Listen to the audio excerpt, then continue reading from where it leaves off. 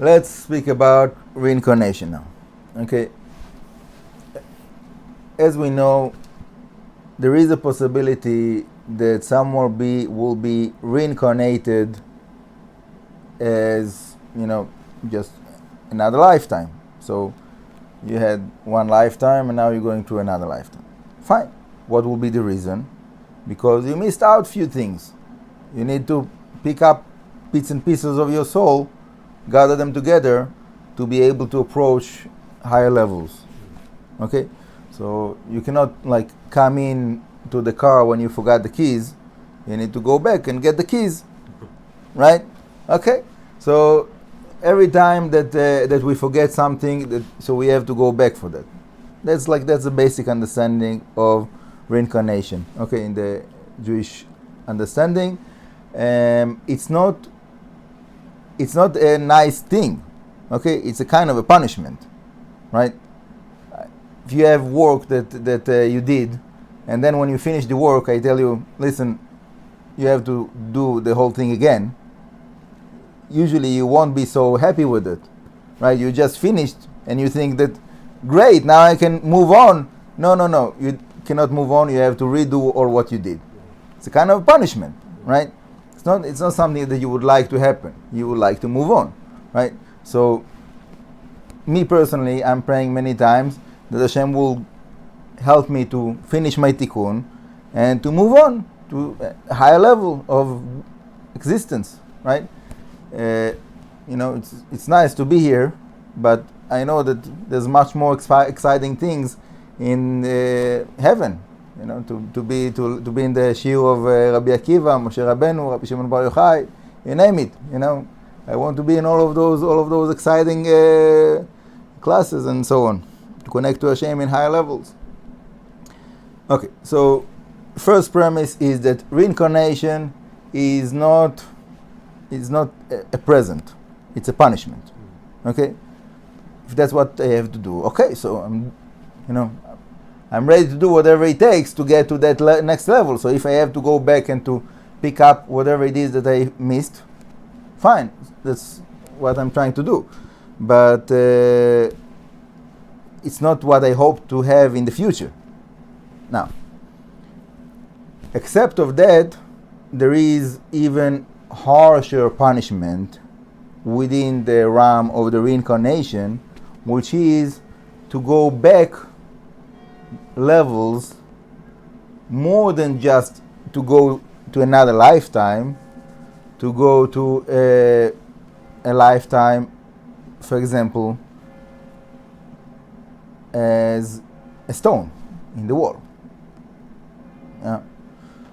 That's a very harsh punishment. Why? Because a stone in the wall cannot do much, right?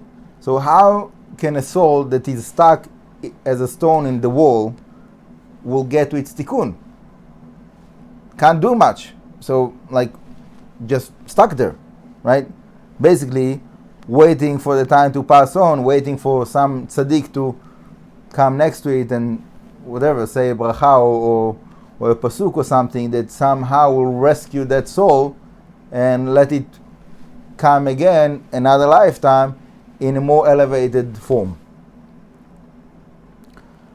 Okay, so basically we have the structure of דומם, צומח, חי, מדבר. Okay? Minerals, plantation, animals, life, living animals, and human beings. Okay? So that's 4 levels right there.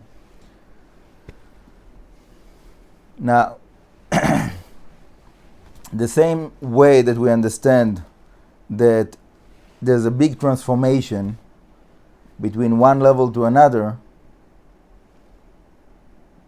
between the minerals to plantation, it's a very different, right?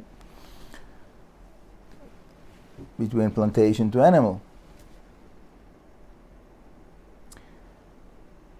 So when someone that is a Jewish soul is born as a non-Jew, it is harder for that person to get to its tikkun. Okay? There's many reasons for that, but it's a very clear. For example, I know many people, and I know that there's even much more people that I don't know that are very confused of who am I? Yeah, there's probably millions of people in the world that they feel something about Judaism, about Jewish life. They feel Jews, but they were born as non-Jews. And it gets to the point of, I would call it cults of like groups of non-Jews that are trying to live a Jewish life because they feel Jewish. Here in King David's tomb, there's plenty of people that came here, like groups like that they say it out loud.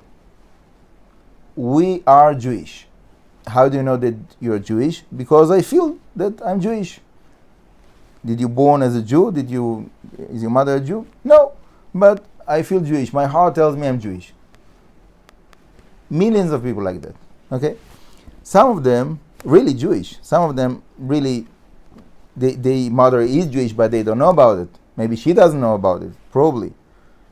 Like from the time of the Spanish Inquisition, from the time of the Roman Empire, that they took like so many Jews to Italy, and so all of those like offsprings of those Jews, many of them are still Jews, and they have no idea about it. So for me, it makes total sense that now, in this time of just before the final redemption, B'ezrat Hashem, so Hashem is awakening all of those hearts of all of those people, and they feel something. They understand that there's something going on with them, and they are not really belong to the secular non-Jewish world.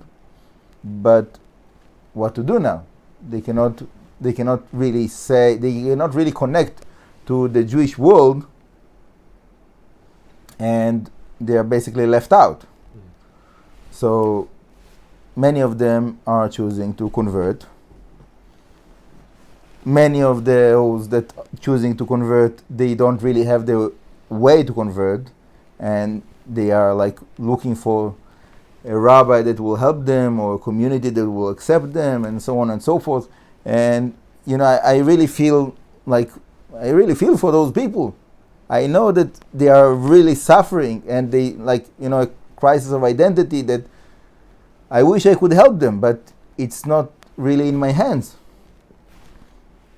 And it's really tough. And this is a kind of one of the big things that are going in the world in these days, in our generation. And I worry of that, because many of those people, like I said, came here and were here with me in the room and speaking with me, and some of them are like crying out, like, what to do? Who am I? Very, very difficult. So when I have someone like that is coming over and he says, I feel that I have like a Jewish soul, but I cannot prove it, my simple reaction will be, try to start a process of conversion.